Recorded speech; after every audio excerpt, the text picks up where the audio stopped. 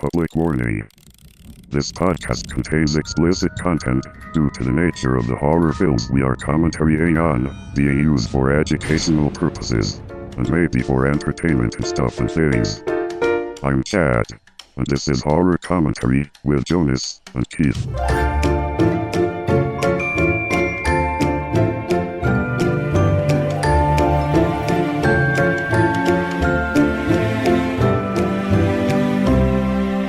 Hey everybody, welcome back to Horror Commentary. Feels good to be back. Feels good to be back in podcast mode, boys. Cast pod. Sometimes Codpast. Sometimes I call it a cowpast. You know what I call it? A great time. I do. That was a sweet moment. Hey Jonas. Hey. It's been a raccoon's age. Can't say the other one, eh? No, but you can Broadcast standards. No. I do have to apologize, everyone. I'm as sick as a raccoon with a shotgun wound to the back of his head in the back 40 of a field. As you can tell by my Darth Vader voice. Well, you've been in this podcast for 30 seconds and raccoon has come up twice. Yeah, what's up with raccoons? Right? Little thieves. Little coons. Oh. Too soon. Lovely weather we're having.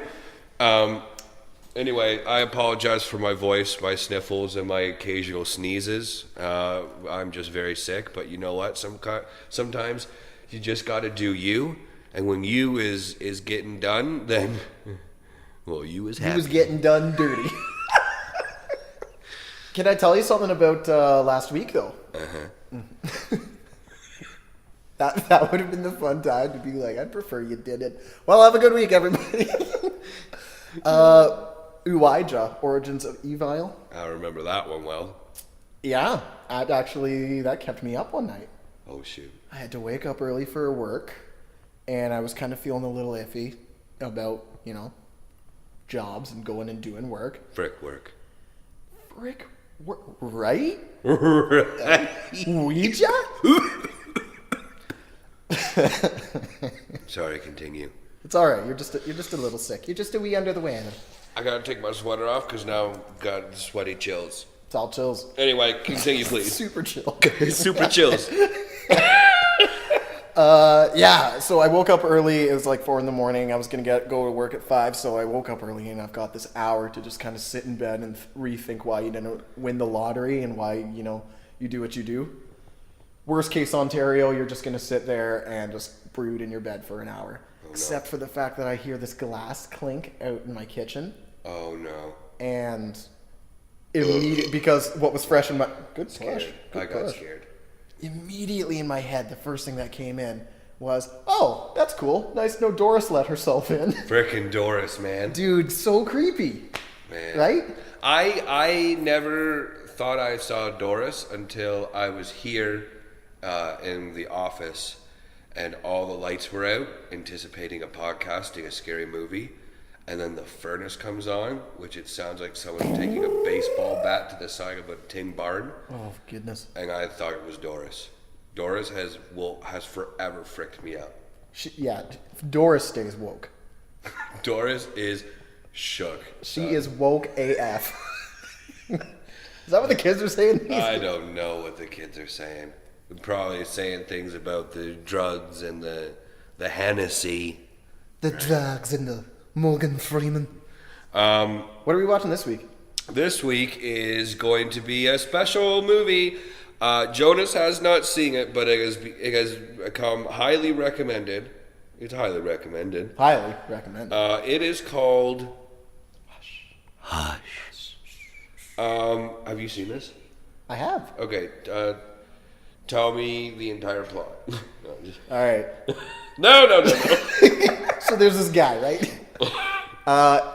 Well, here my background from it. First of all, it was one of those movies of a list of horror movies that I wanted to see and I thought would be kind of cool. I'm tracking with you so far. So far, you're stinking with me. Yeah.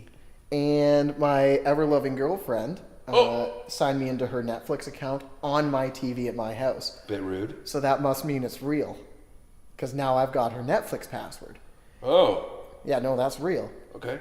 And so we were going through it, and this movie Hush came up, and I just mentally locked it because she doesn't enjoy horror movies. Oh. And she saw it, and for Good some thing you have reason, me. what stuck in her head was, oh, this movie got really good reviews. And the way on Netflix, the way that it looked, it was like really docile and serene. So she saw Hush. Like, I think when she thinks horror movies, she's expecting to see something like Zombie Holocaust 2, The Zombining, or like something like that. Yeah. But she sees Hush. She's like, oh, good. She reads the plot. And again, Netflix is so chill with it. It's like the plot that was the tagline from like a DVD box. It's like, a deaf girl encounters something she does not expect. It's like you would think that's horror. You're just like, it could be a thriller. It could be a romance. It could be Brad Pitt. So when she says, do you want to watch Hush? Secretly in my gut, I'm like, she doesn't want to watch this because she doesn't know it's horror. But instead of opening my mouth, I said, that sounds like a great recommendation, sweetie. Oh my gosh.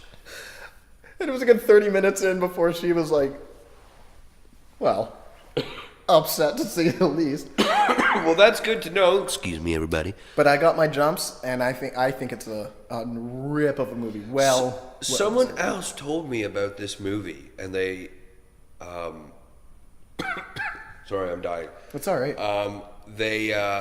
It also was highly recommended. Like it's the premise intrigued me about a deaf girl and this. I haven't seen it, but like this deaf girl. So funny.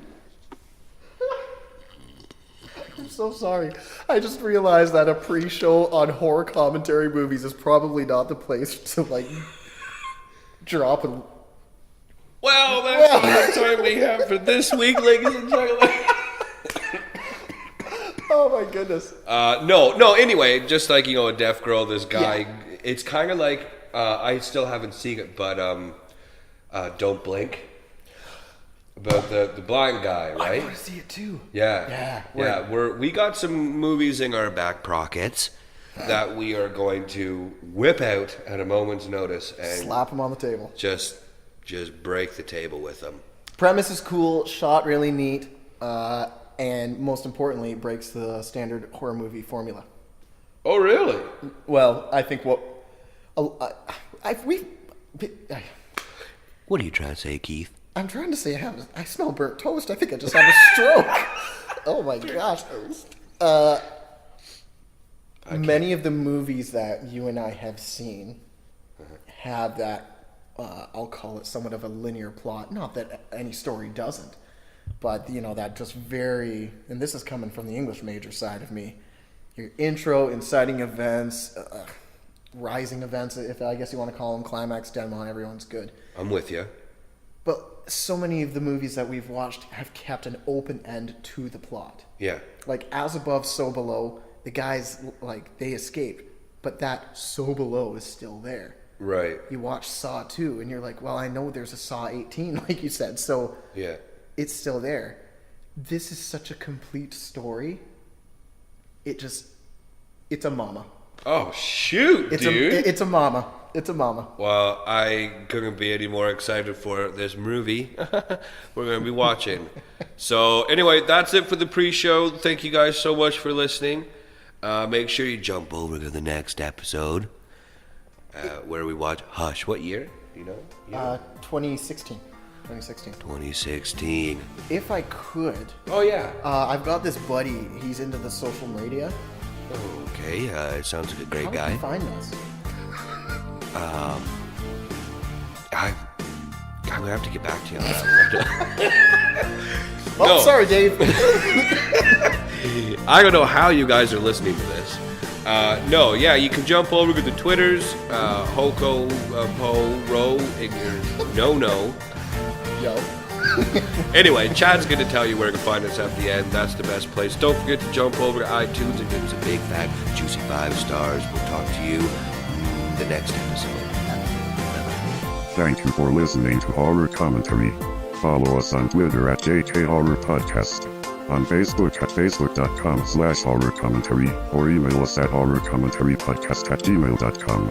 Also jump over to iTunes and give us a big 5 stars. I'm Chad. See you next time. Bye-bye.